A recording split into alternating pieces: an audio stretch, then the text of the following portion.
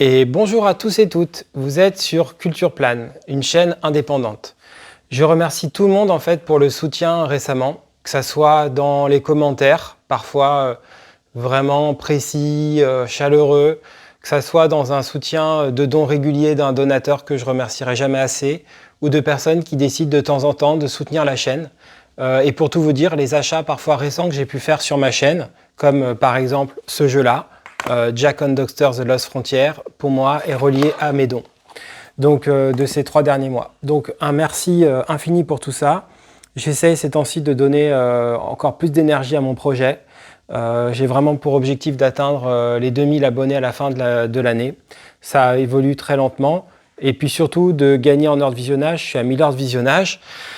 Je me rends bien compte qu'arriver à trouver de nouveaux donateurs, c'est en fait une sorte de désert, on ne sait pas trop comment faire. Donc la seule chose que je peux faire, je pense, c'est d'essayer d'être sincère et de mettre de l'énergie pour qu'il y ait des gens qui aiment ce projet sincèrement et qui, de temps en temps, si c'est des personnes justement salariées, se décident de soutenir la chaîne. Moi, comme je le dis souvent, je suis un neuroatypique.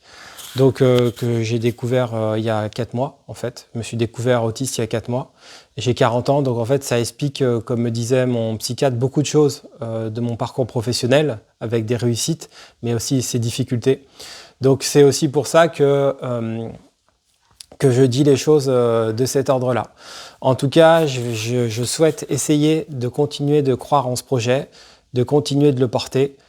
J'ai annoncé dans l'espace communauté que si je ne trouvais pas de nouveaux donateurs, donatrices d'ici décembre, j'arrêterais. C'est vrai que s'il n'y avait pas du tout d'évolution, c'est un peu dur d'avoir envie de continuer un projet où en fait, quelque part, moi, c'est actuellement mon activité d'auto-entreprise, elle est reliée à ce projet, même si c'est des sommes toutes petites. Donc oui, c'est vrai que c'est normal, mais en même temps, j'ai vraiment envie d'y croire. Et aujourd'hui, ce que je voulais vous faire comme vidéo, c'est en fait vous parler de ce film. Parce qu'en fait, j'aime vraiment ce film. C'est la 2e fois que je le vois, La vie rêvée de Miss Fran. Déjà, je trouve que Daisy Ridley est vraiment très belle. C'est l'actrice de Star Wars, je l'avais repérée. Je trouve qu'elle a quelque chose de l'âme, en fait.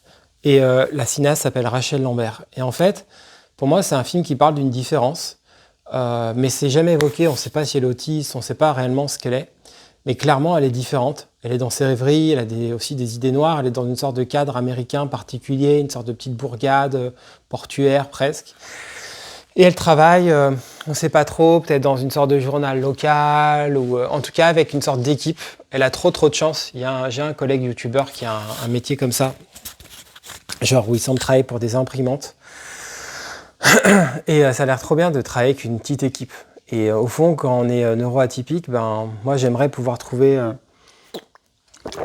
des espaces plus adaptés pour moi. Que ça soit pas genre des grands open space, ou que ça soit pas... En fait, la réalité que j'en parle avec ma mère aujourd'hui, c'est le monde du travail, c'est beaucoup durci. Et les offres qu'on trouve, en fait, sont pas du tout comme ça. Il y a plus ces offres dans les années 90-2000 où il y avait des métiers de pigiste dans le magazine du coin, où il n'y a plus tout ça, en fait.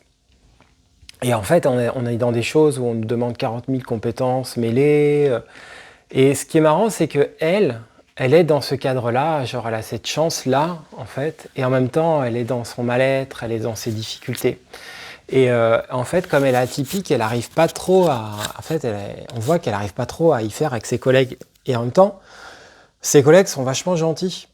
C'est un film qui, d'ailleurs, a une belle photographie. C'est un film un peu photographie-film, en fait, des cadres comme des photographies-film. Et à un moment donné, il y a un départ à la retraite et il y a un nouveau qui arrive, en fait. Et en fait, il y a une rencontre. Et tout le film se crée autour de ça, en fait. Et c'est beau. C'est vraiment beau. C'est un beau film, vraiment. Je vous le conseille. C'est le vidéoclub de culture, là. Et voilà, vous voyez, c'est lui. Et franchement, c'est beau. La vie rêvée de Miss Fran. Vous me direz si vous le voyez dans les commentaires, si ça pourrait être sympa que vous me donniez votre avis. Mais moi, je pense que c'est un film que j'ai vu une première fois, je crois, avec ma copine. J'ai revu avec ma mère, j'aimerais le revoir seul, j'aimerais le revoir avec ma copine. Je pense que je vais le revoir encore moins 2 fois. J'adore en fait la couverture, qui est trop belle. Et bravo à Daisy Ridley pour ce rôle, vraiment. Et aussi bravo pour ce film, bien sûr. Oui, le film aurait pu être encore plus beau, je pense. C'était possible, hein, ça c'est sûr. Mais déjà, en fait, moi je trouve qu'un film comme ça existe, c'est beau en fait. Donc moi je suis content que ce film existe.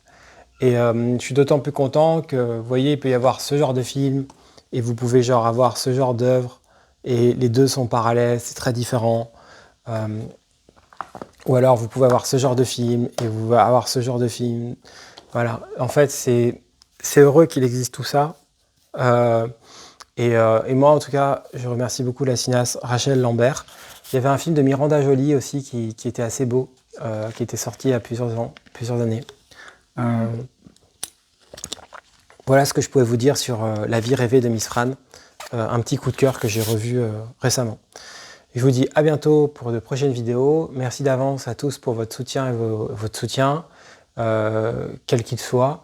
Et moi, je vais essayer de continuer d'essayer de faire connaître cette chaîne pour qu'elle devienne de plus en plus indépendante.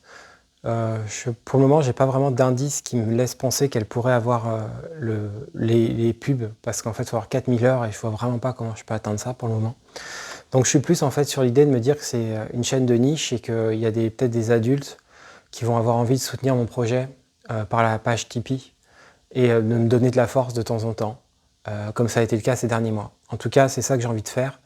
Et parallèlement à ça, étant autiste, en fait, voilà, je suis un dossier MDPH en cours, je vais encore ajouter des choses à mon dossier pour essayer d'avoir une RQTH et trouver un travail adapté, même si c'est à 40 ans, parce que les expériences professionnelles que j'ai eues, en fait, j'en ai eu tout au long de ma vie depuis mes 24 ans, mais en fait, c'est toujours été des fragments, j'ai toujours peiné à vraiment gagner ma vie comme les autres. Et je comprenais jamais trop pourquoi, même si je savais que j'étais différent. Et maintenant, je sais que c'est parce que je suis ce qu'on appelle être autiste. Voilà.